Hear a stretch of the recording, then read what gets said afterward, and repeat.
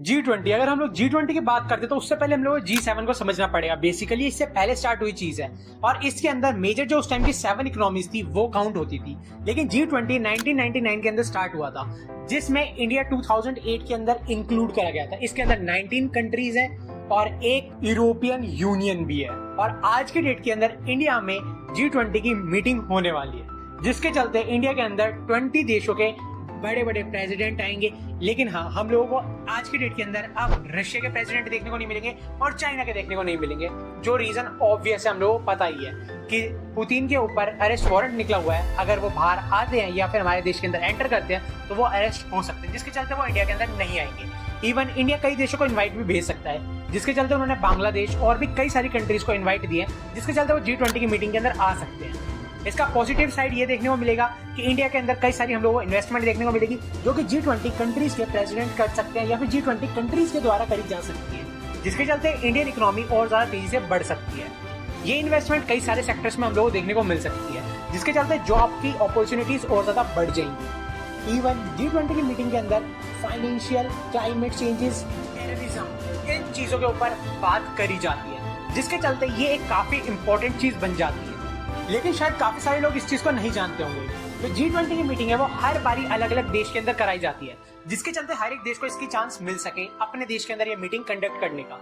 India 2008 के अंदर जैसे रजिस्टर हो चुकी थी, लेकिन जब उनकी बारी आई है वो आई है आज 2023 में। और इसके बाद अगला जो नंबर आएगा वो ब्राजील का ही बच रहा है, जिसके चलते जो 2024 की मीटिंग है वो हम लोगों को ब्राजील में देखने को मिलेगी। और अगर इंडिया की बारी अब नहीं आती तो वो अगले साल हम लोगों को देखने को मिल जाती, जिसके चलते ये चीज हम लोगों को क्लियर रखनी पड़ेगी। लेकिन हाँ, अगर इंडिया की बारी पहले आई है तो इंडिया ब्राजील के मुकाबले काफी ज्यादा तेजी से अपने आप को शोकेस कर रहा है कि वो कई सेक्टर में काफी ज्यादा एक्सपेंड करता जा रहा है, जिसके चलते कंट्रीज ने इंडिया को चुना है। अब G20 की मीटिंग के अंदर जैसे कि मैंने आप लोगों को बताया, कई सारी चीजों को लेकर डिस्कशन होती है और ये सारी चीजें काफी ज्यादा इंपॉर्टेंट है हर एक कंट्री की इकोनॉमी के लिए।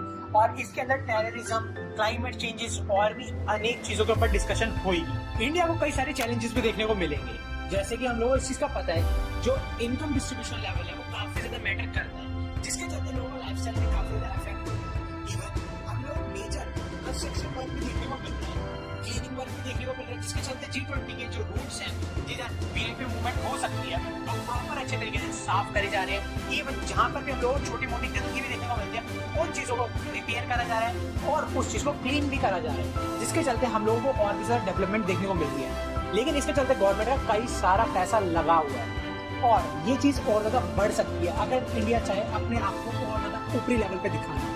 बाकी कंट्री के प्रेसिडेंट्स को ठहरने के लिए जो जगह दी गई है उसके चलते गवर्नमेंट ने काफी major chunk of money use हुई है। इवन कई सारी ऐसी भी जगह थी जो कि इतनी ज्यादा डेवलप नहीं थी और उन्हें कवर कर ऊपर पोस्टर लगा दिए गए हैं, जिसके चलते वीआईपी मूवमेंट में वहां पर ध्यान न जाए। जो चीज देख के काफी लोग सोच रहे होंगे कि हाँ चलो देश को अच्छा दिखाने के लिए अगर इतना करा जाए तो कोई गलत बात नहीं है। इवन दिल्ली में ही एमसीडी के द्वारा जो डॉग कैट वीआईपी मूवमेंट के जो रोड्स हैं उसके आसपास रहते थे उन्हें रिलोकेट कर दिया गया है, जो चीज बिल्कुल भी सही नहीं होती। कई सारे स्ट्रीट डॉग्स को अलग कर दिया गया है, कई छोटे छोटे पपीज को उनकी माँ से अलग कर दिया गया है। अब आप लोग ये चीज सोचो कि वो कितनी ज्यादा चीज गलत है। इवन कई सारे डॉग्स को तो जबरदस्ती उठाकर उन्हें दूसरी जगह ले जाया गया है। कई सारे डॉग्स तो हम लोगों को ऐसे भी वीडियोस में शेयर होते देखने को मिल रहे हैं जिन्हें हाथ पैर बांध के नालियों के अंदर ही डाल रखा है। मतलब वो हिल भी नहीं सकते, खाना पीना भी नहीं खा सकते और वहीं पे तड़प के मर सकते हैं। जो चीज आप सोचो कितनी ज्यादा गलत है। जहाँ पर हम लोग स्लोगन के तौर पर इस चीज का इस्तेमाल करते हैं वासुदेवी का कुटुंब, जिसका मतलब है one earth, one family, one future. लेकिन ऐसी चीजें इस स्लोगन के साथ देखने को मिल रही है।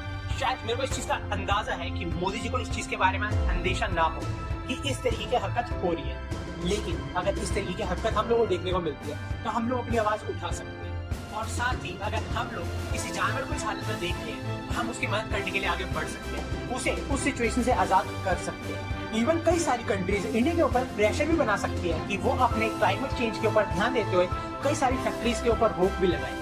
लेकिन अगर हम आज के डेट के अंदर फैक्ट्रीज पर रोक लगाएंगे तो उसके चलते हम लोगों की इकोनॉमी के ऊपर भी असर आ सकता है, जो कि हम लोग की डेवलपिंग इकोनॉमी को डेवलप होने से पहले रोक भी सकती है। जितनी जल्दी हम लोग ग्रोथ को लेकर सोच रहे हैं कि हम लोग इतनी जल्दी $5 ट्रिलियन की इकोनॉमी हो जाएंगे, वो हम लोग की स्पीड और ज्यादा स्लो हो सकती है। साथ ही साथ कई सारी हम लोग की पॉलिसीज, इवन कानून के ऊपर भी हम लोग को दोबारा से डिसाइड करने के लिए बोल सकते हैं और भी कई सारे चैलेंजेस हम लोग को देखने को मिल सकते हैं। जैसे कि कई कंट्रीज के साथ हम लोगों के रिलेशनशिप और भी कई सारी चीजें। लेकिन हाँ, G20 समिट को हम लोग एक छोटी चीज नहीं समझ सकते, क्योंकि G20 समिट के चलते ही इंडिया की वाहवाही कई सारी जगह भी हो सकती है और इवन हम लोगों को देखने को भी मिल रही है।